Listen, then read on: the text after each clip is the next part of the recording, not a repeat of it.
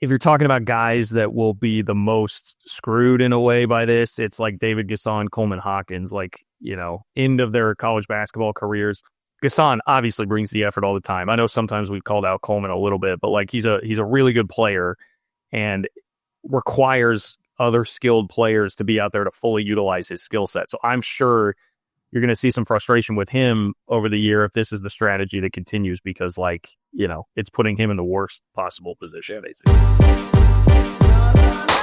Thanks for listening to KC Sports Network, proudly presented by Emprise Bank. If you're thinking about starting a business or know someone who is, check out Emprise Bank's SBA loans. It's always good to know your options, and they can be your partner in possible. Hello and welcome into another edition of Three Maw. John Kurtz, Derek Young, Cole Manbeck, whole crew with you today. We're going to do some basketball and some football. Mercifully, it will not be all basketball today. We'll talk a bit about the Texas Tech game and then get to the transfer portal in football, where K-State has been having a pretty nice offseason and looking for really one more piece that would finish this class off quite nicely. If that were to happen, it would certainly be worthy of a toast from our friends at Holiday Distillery. Raise a glass of Ben Holiday bottled in bond bourbon or 360 vodka. You can get both from our good friends there. They are K-State people, all right? So they're hurting about hoops too, but they do a great job supporting us here on the show. So please go out, stock up your tailgates, stock up your watch parties with Ben Holiday bottled in bond bourbon. If you are whiskey drinkers, 360 vodka for everybody else. Thank you to Holiday Distillery. Well, K-State lost to Texas Tech by not scoring for the final nearly 6 minutes of the game.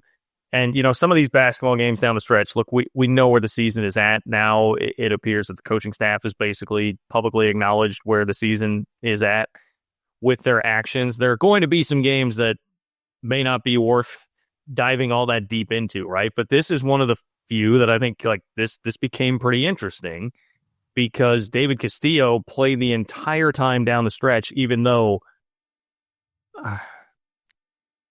he's a nice kid.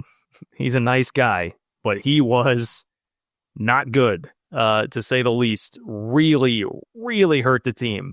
So many bad offensive possessions, and while they were playing great defense and held Texas Tech to 4 points over that time frame, Texas Tech went on a 4-0 run over the last, 4+ minutes of the game to win, which just seems ridiculous to win by 4.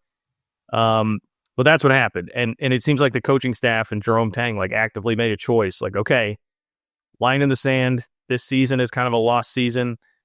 It's exactly what we talked about on the show the other day. We are going to play the guys that care. We're going to play the guys that have a chance to develop and still be here. And that meant, at least for now, no CJ Jones, no Doug McDaniel, and sticking with a guy who Castillo's just not ready. I don't know how else to put it. And hopefully playing him more this year will get him there. He is just not ready at all when it comes to, even just basic passes on the perimeter, he was struggling with. So Your thoughts, and I felt like, I'll be interested to see how this goes on the show here, but I felt like DY and Cole, you were a little bit different on the opinion of this move from Jerome Tang to do it. Because I kind of agree with what Jerome Tang did. We're going to lose anyway. Here's the funny thing is, I know how Texas Tech looked down the stretch and only scored 4 points themselves, I think, in the last few minutes. Guess what? If you probably make some of the substitutions that would have been necessary to maybe give yourself the best chance to win, those guys are such knuckleheads and don't care about basketball the way that you need to care about basketball, and don't care about Kansas State the way you need to care about Kansas State. They probably would have found a way to lose themselves, just in a different style or a different form. And at this point, I would rather go down swinging and go down losing with the guys that deserve to be on the floor. For those that haven't, and Cole kind of made me aware of this in our group chat too, of with Henry Walker, Bill Walker, whatever he goes by. He basically went 41 minutes saying the same damn thing, that there is some guys that are soft and just are not inspired and don't care to be out there and don't give a damn about the fans. And at this point, I'm not going to reward those guys with a chance to win in crunch time. So I'm kind of with Jerome Tang on what he chose to do, because I mean, is it really worth putting those guys out there that don't want to be out there to go 8-8? No. And David Castillo is not going to get ready unless you put him out there. Yeah, so I was a little bit on the other end of this, though I can see both sides of it, because as DY outlines, you could make an argument that if you put a Doug McDaniel and some of those other guys that were on the bench into the game, that K-State gives up more than 4 points in the last 6 minutes, right, on the defensive end. They may give up 12, 14 points. So while the offense might be a little more improved, the defense might be dreadful, and K-State loses by 8, 10 points. I can't say for sure on that, but the lineup that they had out there did defend the heck out of Tech over those last 6 minutes.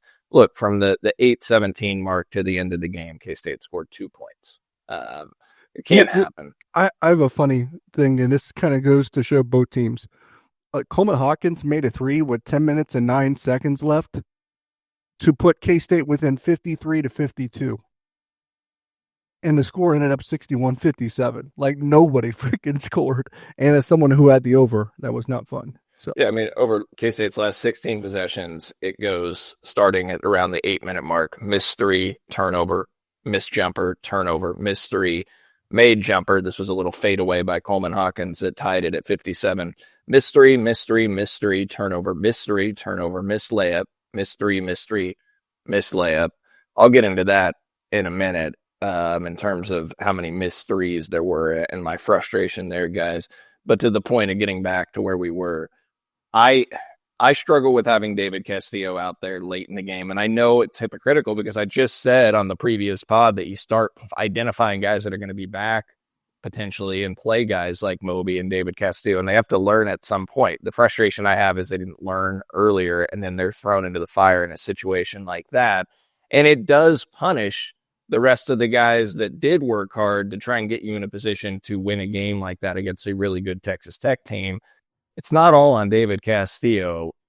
Coleman Hawkins struggled brutally down the stretch too. DY, what did he have? 3 turnovers in the last 5-6 minutes, and just some strange exchanges between him and Jerome Tang throughout the game. Yeah, the conversations between him and Tang were strange, bizarre, definitely more animated than we have seen in the past. He had a couple with Doug McDaniel that were very animated on the floor. Things that they typically keep behind closed doors was kind of spilling out onto the court more against Texas Tech. And I think you saw the frustration of Jerome Tang finally boiling over into things that we actually see. Like, we're seeing press conferences where he's kind of putting lipstick on a pig and trying to keep some of this stuff muffled. And I think his frustration just got so much to the point where he was no longer muffling it on the court. He was letting guys have it if they deserved it. And I think he got so ticked off. That's why he chose to go the route that he did. Because there's just no point in playing these guys that don't want to be here. Well, Cole, to that end about Coleman Hawkins, I mean, that becomes one of those, if you're talking about guys that will be the most screwed in a way by this, it's like David Gasson, Coleman Hawkins, like, end of their college basketball careers. Gasson obviously brings the effort all the time. I know sometimes we've called out Coleman a little bit, but like he's a really good player and requires other skilled players to be out there to fully utilize his skill set. So I'm sure you're going to see some frustration with him over the year if this is the strategy that continues, because it's putting him in the worst possible position, basically. What I would say is like the result and the punishment would be the same if they stuck with the way they were going. I mean, they had a losing record going into the game. I do think the result matters a little bit, though, guys, because we did talk about trying to keep this thing at least somewhat on the tracks, right? And the more you lose and the losses pile up, this thing just completely derails, and we're talking about a 2-18 Big 12 type season, right? And then, how many guys can you retain from a culture established of so much losing? You can retain more if you're actually going to pour into them and invest in them the rest of the way. Like, I think David Castillo, if you didn't play him as much and you still played those other guys that didn't deserve to be there, I think you'd be more inclined to leave in that scenario. Yeah. And I think David Castillo is going to be a good player. Yeah, and I do too. The funny thing is, and I'm sorry to butt in again, but some of it is confidence. Some of it's not just him not being ready. He's missing open threes that he would normally make. He's missing threes that he makes in a shoot around. Like, some of it's a confidence issue, and we're not talking about it as much if he's just making his shots at a regular clip. He's a little bit in his own head, and it's not going to change unless they play him more. Yeah. There was one possession that really sticks with me, and it was about 1:10 left in case they had the ball down 2, and David Castillo dribbled the ball for the first 19 seconds of the possession. And then, this isn't only on David Castillo. Nobody on the offense is moving. Everybody is standing still. Nobody's cutting. Nobody's setting screens. The offensive set was clearly designed at that point to try and post feed Coleman Hawkins, who's trying to take the entry feed from almost at the 3-point line, and they shielded it off. And when they took that away, guys, K-State had no action to go to. That was the only action. And they took it away. David Castillo ends up dribbling around, and then he has to pass it to Hawkins at the top of the key with 10 seconds left on the shot clock and under a minute left in the game down 2. And Coleman Hawkins shoots a 3 with his foot on the logo from the top of the key. Like, it was a brutal offensive set. The offensive sets down the stretch, there were a couple good offensive sets in the last 6 minutes, to be candid. All right, I'll be completely transparent. There were a couple really good looks from 3. Brendan Hawson had a really good look that went in and out. Doug McDaniel had a really good look that went in and out from the corner. Outside of that, K-State's possessions were awful offensively. You cannot go 5 minutes and 50 seconds without scoring a shot. And the problem I have, guys, this team is soft. They shoot too many threes. Consider this. The last 2 games, Houston and Texas Tech have attempted 94 twos combined against K-State. 94. K-State has attempted 44 twos in the same 2 games. They're outshot by 50 two-point attempts in 2 games. K-State has averaged 22 two-point attempts in the last 2 games. They went 9 of 22 against Houston. They went 10 of 22 against Texas Tech. In the meantime, they shot 55 threes. 55 threes to 44 twos.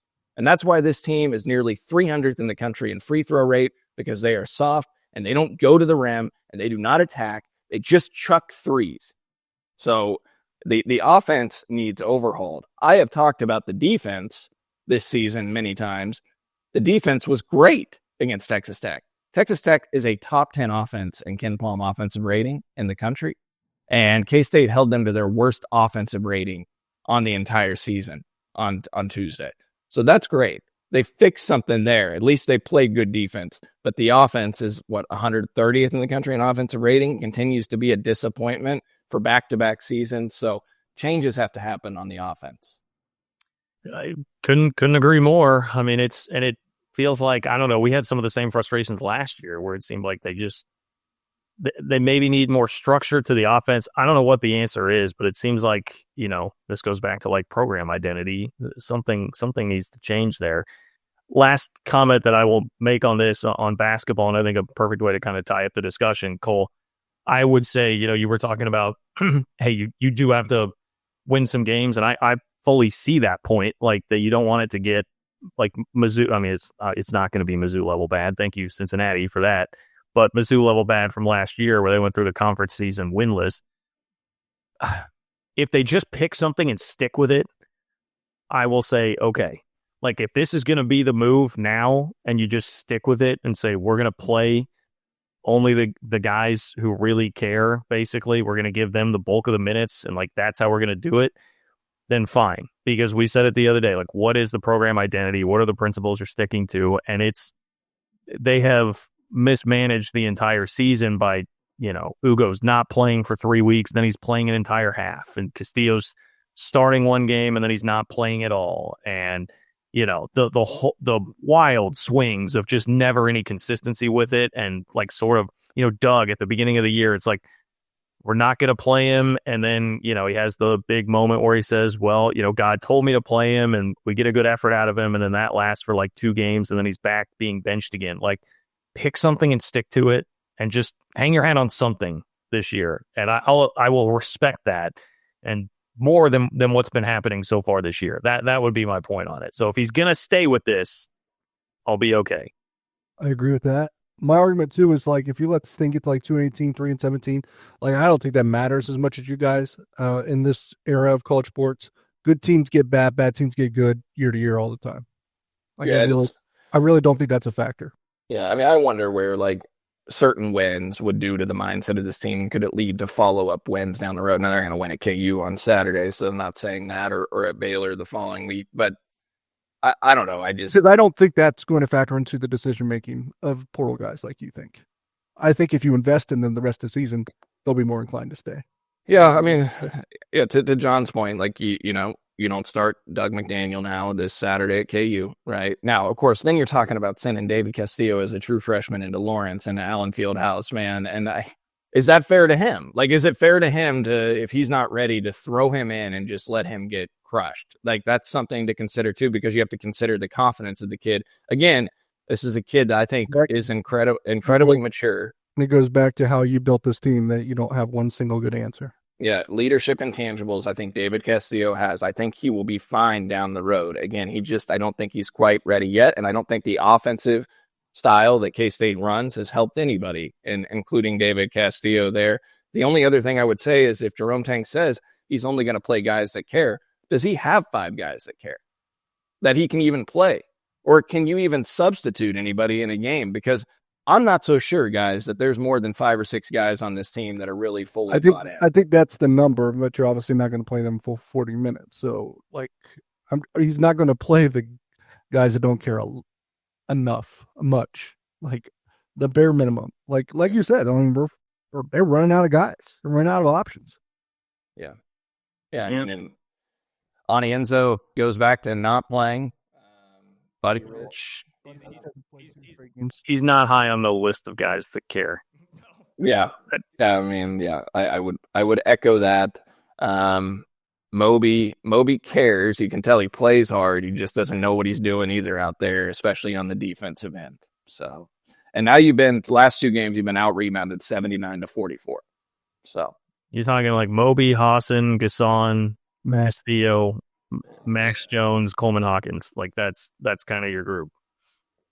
Yeah, that's kind of your group. All right, Taj cares, but yes, Taj, yeah. Well, I don't know if Home Field Apparel has Hawaiian shirts, but Cole's trying to bring Hawaiian vibes anyway today. Did you get that at homefieldapparel.com? I did not. I have to be candid. I got one. Oh my God, I can't believe you, boy. All right. Well, first of all, before we get to that, Cole, what's the explanation on the Hawaiian shirt? Well, I got this for the holidays because I actually I want to go to one of the Caribbean island holiday tournaments that K-State basketball plays in the future. So I want to be one of my friends, Casey. He rocks shirts like this. So I wanted to be like him. Got it. And I also, guys, as McKenzie posts on our Discord, we have a countdown clock to the end of K-State basketball season now. So only 54 days left until basketball is over, and I can start thinking about baseball and warmer weather. So thinking about, warmer weather right now, rocking the Hawaiian shirt. But I do have with me the campus pullover Home Field Apparel jacket for those of you who are watching on YouTube. So I'm holding it up right now, and it is super warm and comfortable. I can tell you I'm actually freezing in my office right now because I don't have this on. But okay, but it's great. So if it gets cold on the Spring Hill Islands, you can throw on the Home Field Apparel pullover there. Yeah, that's right. So, yeah. Well, DY has got his Home Field Apparel Hilton Magic hat on, which you're really gonna make people mad with that, man. I'm only wearing it for a couple of minutes. I didn't wear it the entire time. I'm taking it off after the segment, but Iowa State just beats their tar out of KU and Hilton last night. I mean, they're really good. They're really, really good. Yeah, I don't know. They look better than Houston to me, but it'll be interesting to watch that conference race unfold. We can get K-State Home Field Apparel gear, I swear, at homefieldapparel.com. Use promo code 3MONT24 for 15% off your first order. That's promo code 3MONT24 for 15% off your first order. Tons of K-State designs, 100-plus other teams. Anything you want, it's the best college gear around. If you're going to be in Bramlage, if you're going to be at watch parties, that's the way to go. Homefieldapparel.com and use promo code 3MONT24. We're back to talk football in just a moment. Looking for tickets for your next event? Tickets for Less is your #1 source. Save big on every purchase when you use promo code KCSN at ticketsforless.com. All right, a little bit more fun. Football transfer portal. K-State has gotten a handful of commitments since the last time we spoke about it. I'm going to start with what to me is the headliner. Not a position of need, more of like a best player available, but you get a pass rusher in Ja'Shawn Ross from Alabama.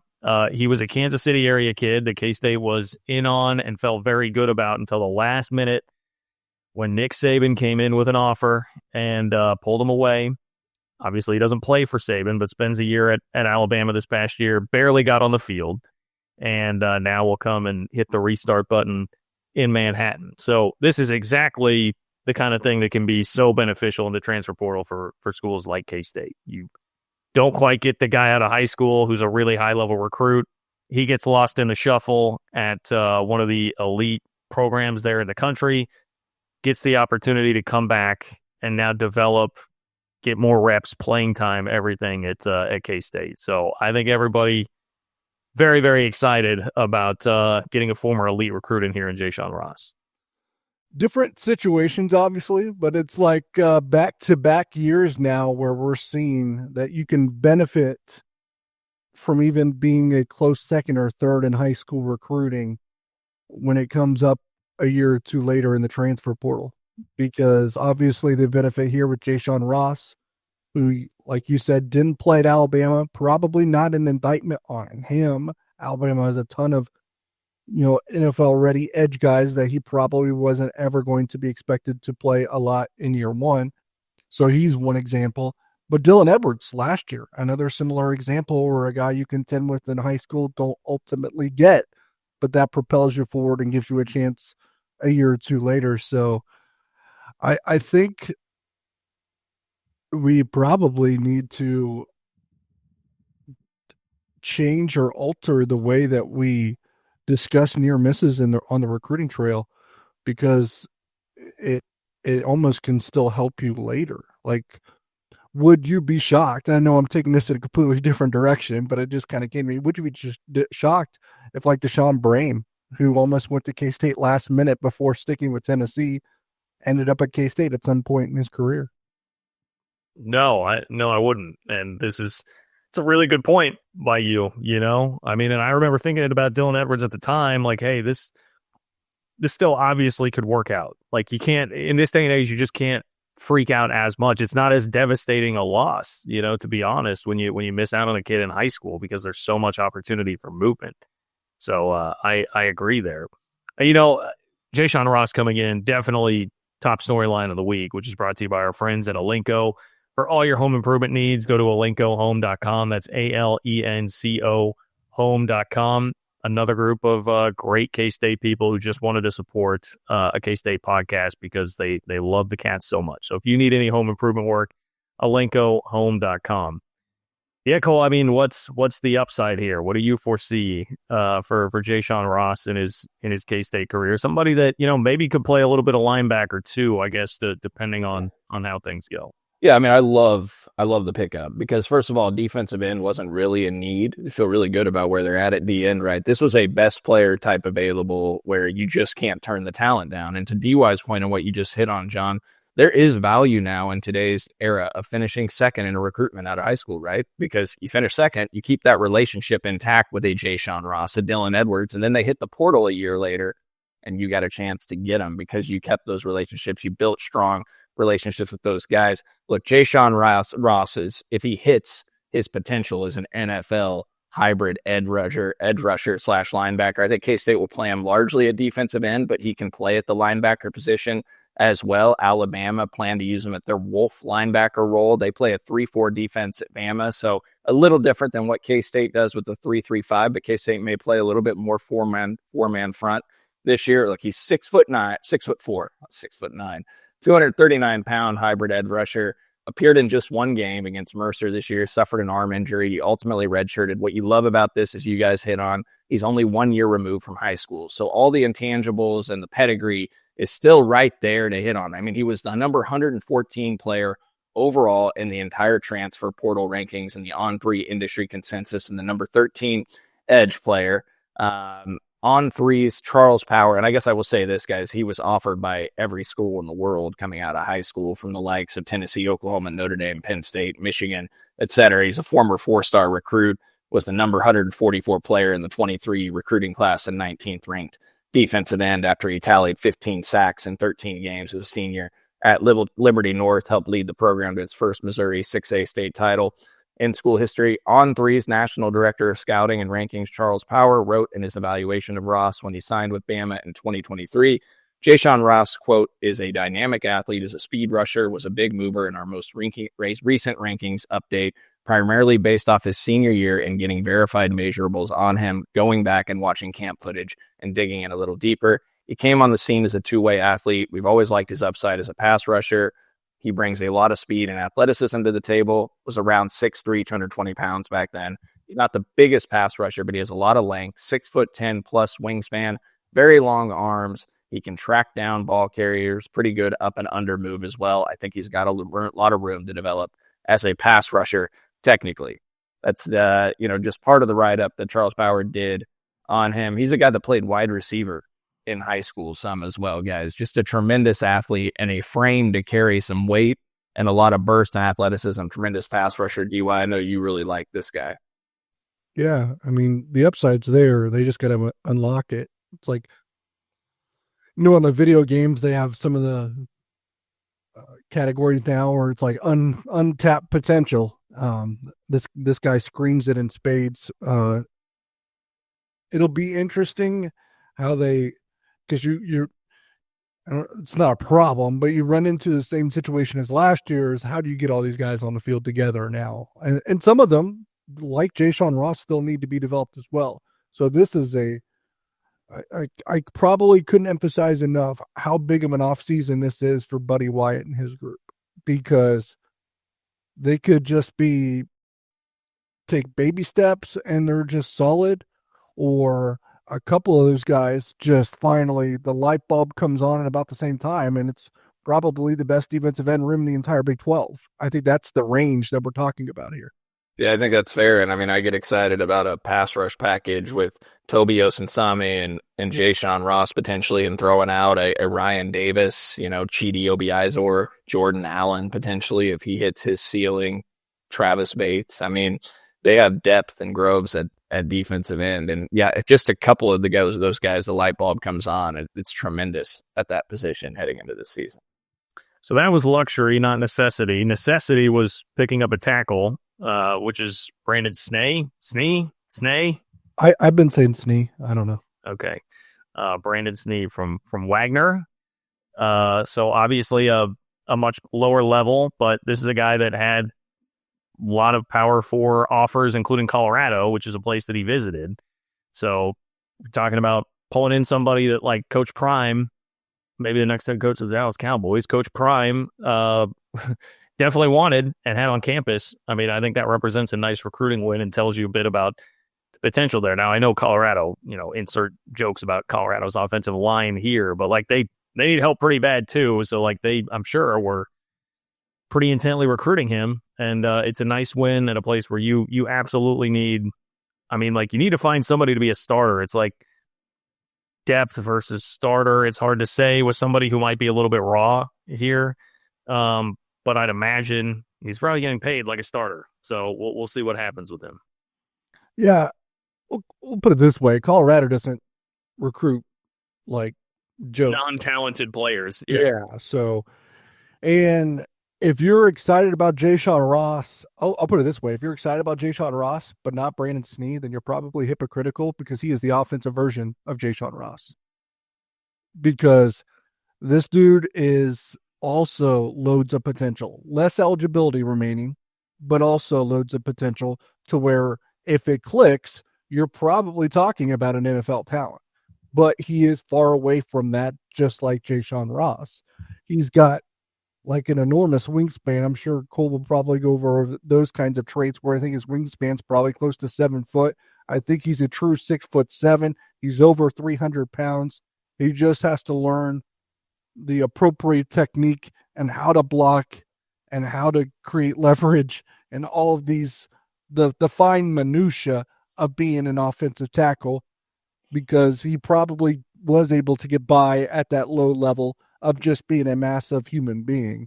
Being a massive human being is still going to help at this level too, but you're going to need a little bit more when you go up against some of the better pass rushers in the conference. But again, we're talking about someone, if he only takes baby steps, does he start? Maybe. Is he more of a depth piece probably in that scenario. But if the light bulb really comes on and he has a tremendous offseason, you're talking about maybe someone that's all Big 12 caliber. That's, again, another wide range of possibilities. You talked about it being a big offseason for Buddy Wyatt. It's a huge offseason for Connor Riley as he looks to develop some of these younger offensive linemen in the program, and then a guy like Brandon Snee who's coming in who has worlds of talent in terms of potential. I mean, you can't coach size, and he's 6'7", 320 pounds. Some list him at 6'6", but regardless, 7'1", 7'2" wingspan. A former tight end that transitioned to offensive tackle. How many times you see that work out? I was going to say that pedigree actually excites me because the guys that really are converted tight ends, they just keep incrementally, just get better and better. Yeah, they ascend and understand footwork maybe a little bit better, or, you can work with these guys. And so he's got a big 8 to 9 months ahead of him. Spring football is going to be huge. And Kansas State and the coach staff, the strength staff, they will work with him, and hopefully he'll be ready because I think K-State needs him to start this next year. Now, we'll see if they're able to land another offensive tackle, which we'll talk about in a minute. We know they would love to do that. I think the question will be with Brandon Snee is he a left tackle or a right tackle at K-State? He played all 586 snaps this last year at Wagner as a left tackle. He didn't allow a sack. The thing you also love, he has 2 years left of eligibility. So you get to develop him, and if he does hit, I mean, you could be talking about in a couple of years an NFL offensive tackle. Now, I will say he's raw. We know that. And he also played at Wagner.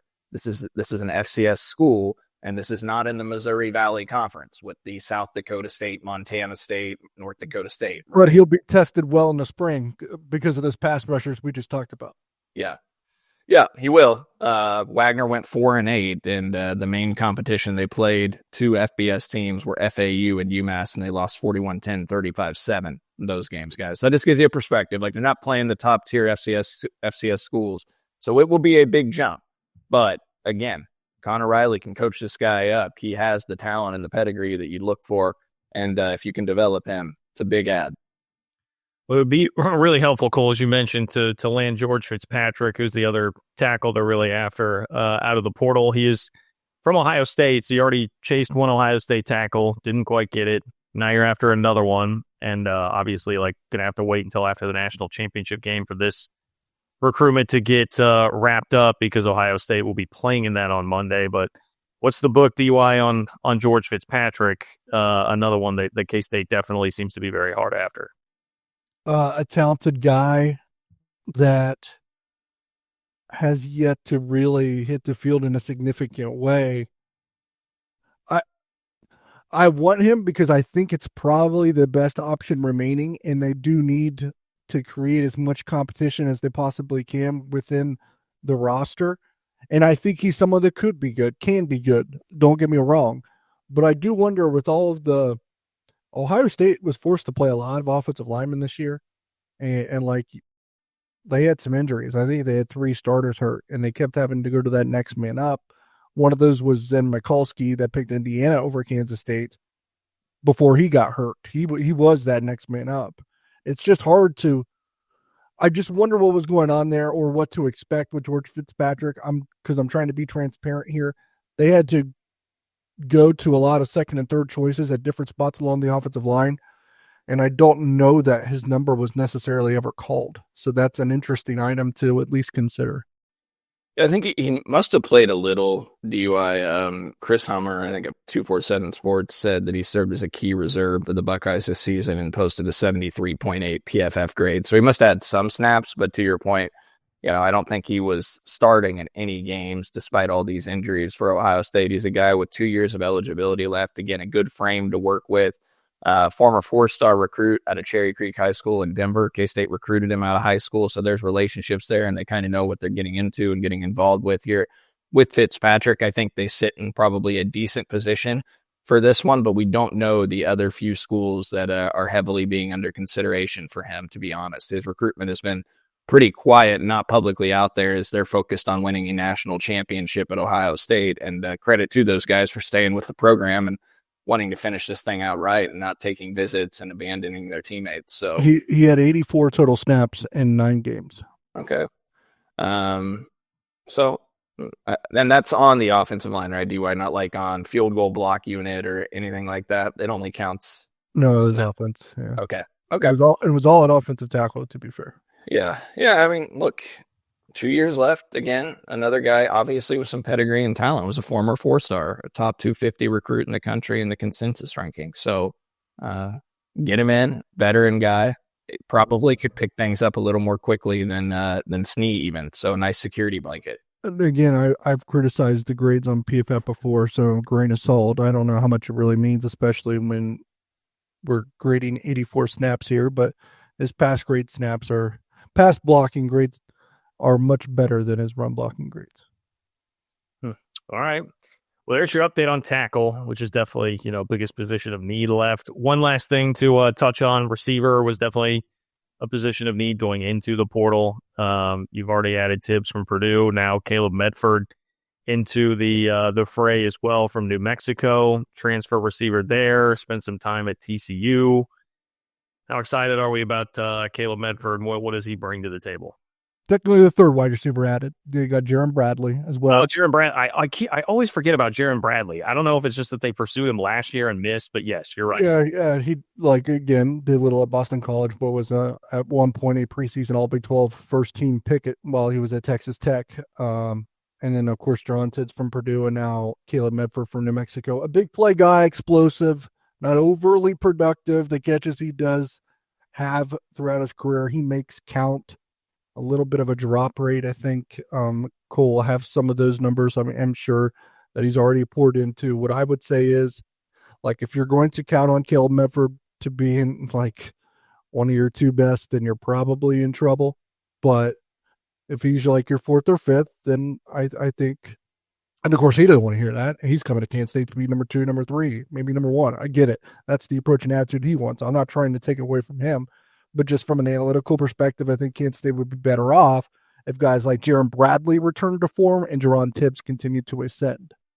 Yeah, I would say, guys, Caleb Medford, a comp here would be he's a Jaden Jackson replacement, right? If that's what he gives you, 250. Yeah, he is more explosive, and he has more production coming into Kansas State than Jaden Jackson had coming to K-State from Ole Miss. He didn't play much at Ole Miss before he transferred to the Wildcat program. But Caleb Medford is a guy that spent his first 2 years at TCU. So he did have the recruiting pedigree coming out of high school to go to a Big 12 program in TCU, but he only played in 5 games and didn't record a catch in those 2 years with the Horned Frogs. Transferred to New Mexico, where he spent the last 2 years. And DY mentioned it. I mean, the numbers are what they are. I mean, it looked like he was coming on his first year at New Mexico. He had 550 yards in 10 games, I want to say, maybe 11 games. Then this last year, around 340 yards receiving. It was 336. And to be honest, he was their third best receiver. Yeah, and he missed multiple games with some sort of injury. In his 2 years at New Mexico, here's what we'll say. DY mentioned he's explosive. 48 receptions for 850 yards or so, 18.5 yards per catch in his 2 years. So a guy with big playability. He had 5 catches of 30 yards or more this year. And last year, he had catches of 49, 55, 41, 59, and 46 yards. So a guy that can stretch the field a little bit. Now, when you watch the film, doesn't completely blow you away with the speed, makes some contested catches. His drop rate is a little bit higher than you would like, according to the grades that are out there on him. But again, I think he can be your third, fourth wide receiver, and you can be okay there. And he's 6'1". So, I mean, you think about what K-State's added at receiver, guys. 6'1", 6'3", 6'5". And then you think about Spradley Demps coming back at 6 foot, 6'1". They're in Lincoln Cure, potentially playing summer receiver. They're big on the outside this year, which one thing I will say is they struggled run blocking on the edge. DY, you mentioned it numerous times this year. With as big as they are at wide receiver, I would hope now that they will be more physical on the edge, and maybe the blocking will improve from wide receiver this year as well. Yeah, perimeter blocking was probably one of the facets where they were the worst at throughout 2024. And partially why Dylan Edwards didn't really get going until the Bulls. So things like that could definitely be shored up. But I will say, I don't necessarily think blocking is a size thing, especially on the perimeter. I think it's an effort thing. Well, and the only thing I say there is with the size, they have the capability to be more physical, but I'm not like, Yeah, I get it, but like on the perimeter, not coaches will always want physicality, but I do think like on the perimeter blocking is a little bit different than on inline blocking, where you really sometimes just have to get in the way. That's why I think effort is more important than anything. Yeah, and blocking downfield and just continue to run downfield. How many times you saw that? And I'm not going to sit here and tell you guys that I went and watched these guys on film blocking. Yeah, so, I just think that size is probably a little bit overrated when it comes to perimeter blocking, but it's not a nothing burger, to be fair. Bigger guys that can go up probably and make some contested catches. Right. You're going to get more on the contested catch variety and perhaps be better in the red zone. I hope this doesn't mean that Kansas State wants to run a bunch of fades. So I hope that's not the case. That's the fear always when you had a bunch of big bodied guys like down there at the 5. You're going to run some fades, corners. No, hopefully not. I don't think they'll do that much. If anything, they might do maybe some back shoulder throws. I don't mind the back shoulder every now and then because it leads to PI sometimes or catches. And we saw Keegan Johnson get one against Houston this year. But yeah, all right. I think that wraps it. John had to jump just a moment ago to run. So it's just us two now. But I think we're done here. DY, anything to add that we missed on? I think we're just waiting on maybe one more addition, and then the football roster will be pretty much wrapped up. And they'll have to make some cuts still to the roster at some point, or guys hit the portal to get it down to the 105 roster limit before the season next year. But if they hit on Fitzpatrick, I think they feel decent, and I think they accomplished most of what they sought out to do in the portal this offseason. So, anyways, go on out, support Home Field Apparel. Get to homefieldapparel.com, discount code 3mile24, score 15% off, more than 50 K-State items on their website, including this campus pullover jacket that I showed earlier. Go to alencohome.com, ALENCO home.com for any of your home improvement needs. They cover Western Missouri, Eastern Kansas, Manhattan, Emporia, Topeka, Wichita, etc. They will come to you. Kohler Luckstone shower system, bathroom remodels, siding on your home, new windows, premium window replacements. They've got it all at alencohome.com. And as always, go get stocked up with your Ben Holiday bottled in bond bourbon from our friends over at Holiday Distillery. For John Kurtz and Derek Young, I'm Cole Manbeck. Thank you all for listening to another episode of 3 Mile.